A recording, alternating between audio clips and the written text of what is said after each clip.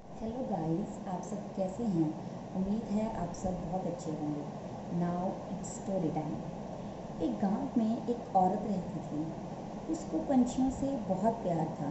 तो एक दिन वो बाज़ार गई और उसने सोचा कि आज मैं अपने घर में एक बहुत अच्छा पंछी लेकर आऊँगी। जब वो बाज़ार में जाती है तो रास्ते में देखती है एक आदमी वहाँ पर तोते बेच रहा होता है और उसे तोते बहुत पसंद होते हैं। वो उस दुकान पर जाती है और दुकान वाले को कहती है कि भाई साहब, मुझे कोई ऐसा तोता दीजिए जो आपकी दुकान में सबसे अच्छा हो। वो दुकानदार कहता है कि हाँ जी, मेरी दुकान पर एक ऐसा तोता है जो मेरी दुकान का सबसे अच्छा तोता है। इसे बोलने वाला तोता भी कहा जाता है। वो हर एक चीज़ बोलेगा जो आप बोलोगे। ये आपके पीछे हर एक चीज़ को दोहराएगा। आप कहोगे कि मैंने रोटी खानी है तो ये भी कहेगा कि मैंने रोटी खानी है। ये बात सुन के वो औरत बहुत इम्प्रेस हो जाती है और वो चाहती है कि मैं इस तोते को खरीद लूँ। वो दुकानदार से मोल भाव करती है और उस तोते को 21,000 में खरीद लेती है। जब वो तोते को घर लेकर आती है और उसको पिंजरे में बंद करती है तो वो तोता पूरा दिन कुछ भी नहीं बोलता, जिसकी वजह से वो औरत निराश हो जाती है, क्योंकि दुकानदार ने उसको कहा था कि ये तोता बहुत अच्छा बोलता है। अगले दिन वो उस तोते को लेकर दुकानदार के पास वापस चली जाती है और दुकानदार को कहती है, भाई साहब, आपने तो मेरे को कहा था कि ये तोता बहुत अच्छा बोलता है, लेकिन इसने तो मुझे कुछ भी बोलकर नहीं दिखाया। तो दुकानदार उसको कहता है, बहन जी, ये तोता बोलता है लेकिन अभी एक नए इन्वायरमेंट में, नए वातावरण में गया है, इसलिए इसको घूमने में 3-4 दिन तो लगेंगे। देखना, ये बोलने लग जाएगा। आप ऐसे करो, इसके लिए एक बड़ा पिंजरा अपने घर ले जाओ। इसको बड़े पिंजरे में बंद करना। बड़े पिंजरे में बंद करने से इसका ऑरा थोड़ा बढ़ जाएगा। वो औरत ऐसे ही करती है। मार्केट में जाती है, एक दुकान से बड़ा पिंजरा खरीद लेती है और उसको अपने घर ले जाकर तोते को उस बड़े पिंजरे में बंद कर देती है। सारा दिन तोता उस बड़े पिंजरे में रहता है, लेकिन इसके बावजूद भी वो तोता पूरा दिन कुछ नहीं बोलता। वो औरत फिर निराश हो जाती है और तोते वाले की दुकान पर जाती है।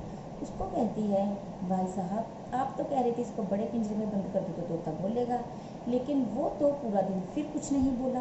दुकानदार कहता है, बहन जी, वो नए वातावरण में गया है ना, उसको भूलने में 2-4 दिन लगेंगे। आप ऐसे करो, उस पिंजरे में एक बड़ी सीढ़ी लगा दो। वो सीढ़ी में चढ़ेगा, उतरेगा, उसका मन बहलेगा, फिर वो ज़रूर बोलेगा। वो औरत ऐसे ही करती है, दुकानदार की बात मानती है, एक सीढ़ी ले जाती है और उस पिंजरे में रख देती है।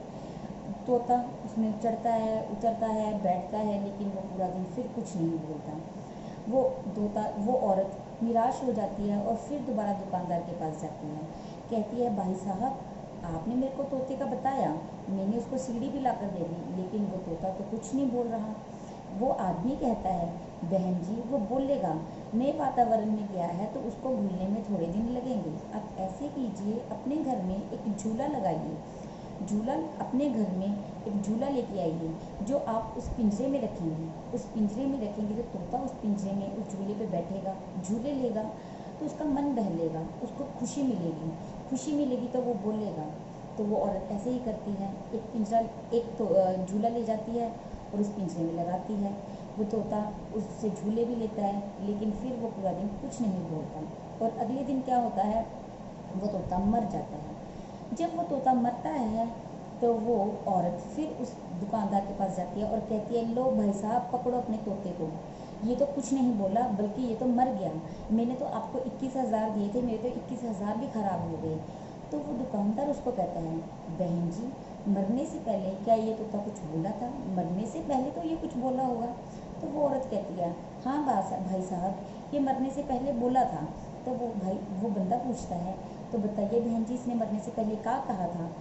तो वो औरत कहती है, इसने मरने से पहले कहा था कि हे माता, जहाँ से तू ये सीढ़ी, ये पिंजरा, ये झूला लेके आई है, वहाँ पे कुछ खाने के लिए भी तो मिलता होगा ना। तो ये बात सुनकर वो दुकानदार बड़ा निराश हो जाता है और उस बहन को समझाता है।